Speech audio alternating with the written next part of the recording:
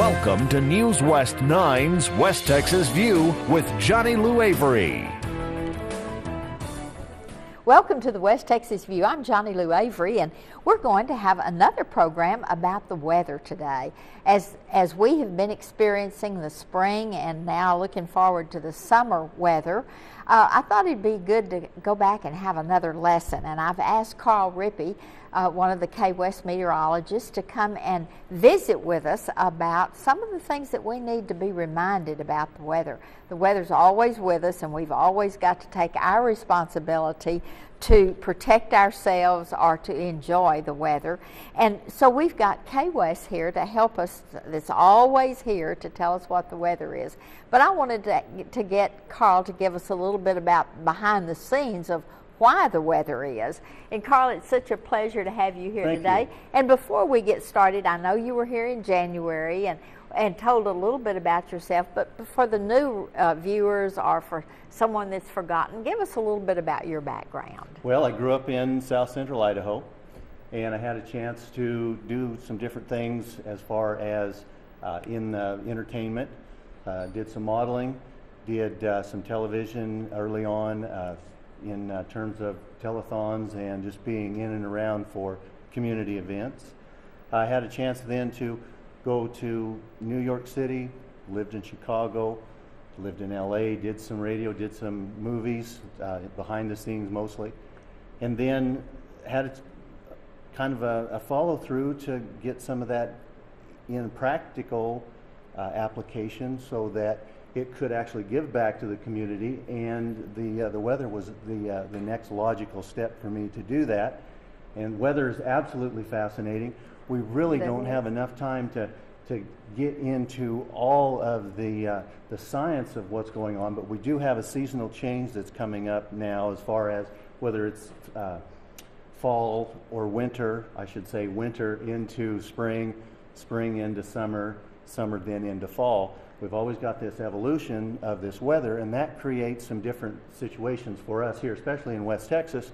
We've got fire weather concerns right now. Right. And the reason for that is we've got so much dry fuel out there in the outlying areas and even into some of the urban areas as well that are really ready to ignite. So it's up to us to be careful with any of our open flames. A lot of times the fire will get started by a spark, by a cigarette, by a cigar, anything, a chain dragging on the pavement will send some sparks or lightning. out. And there will be, like if you're pulling a trailer and your safety chains are dragging on the pavement, that's enough to start a fire, especially when it's so dry, and that's the season that we're coming into now. And the other thing that adds to that fire weather concern is because of the change in seasons, we also are going to have some severe weather come through, and that means cloud to ground lightning. And that'll start a fire, and it'll be a really hard to control situation. So some of those are natural events. Some of them really lie with us, responsibility for us to make sure that a fire doesn't get started. And we're talking about seasonal changes in terms of wind patterns as we go from winter to spring and then spring to summer. Our wind patterns change, and we have weather that was going to be warmer, that warmer weather along with that high wind, and with all that fuel that's out there ready to burn really adds to that fire weather concern. And one of the reasons we have extra fuel out there to burn is we had such a hard freeze over the winter. You know, a lot of our stuff that's out there is indigenous to the area, and we can see that grow through the year and it stays with us. But some of it that has been out there for quite a long time isn't necessarily indigenous to our area, and it's not cold hardy to below 10 degrees. And we had 8 degrees and lower out there. So that stuff has frozen and died, and that's added to our fuel for those wildfires. So that creates a great deal of concern. And when that undergrowth gets caught on fire, it is really hard to control. And one of the interesting things about that is we're used to, if we've lived in West Texas for any length of time, we're used to a volatile spring and early summer. because that's just the nature of the Right. business. And with lots of wind, we always say March is in like a lamb and out like a lion, or vice versa. And so we're really into those old wives' tales about the weather. But the weather changes so much because of what happens globally, and that's why I really like to have some globes here to kind of give us an idea of what's happening around the world when we're having our volatile weather. Yeah, and that it does. It truly affects us on the planet. We tend to think that we're just Isolated. yeah, Our and weather we is- really are, because our Earth is just hanging out there in space, rotating, and it's rotating around the sun. So in the winter, we're actually closer to the sun than we are in the summer. And if you don't believe me, you might have to Google that. But that is a scientific fact.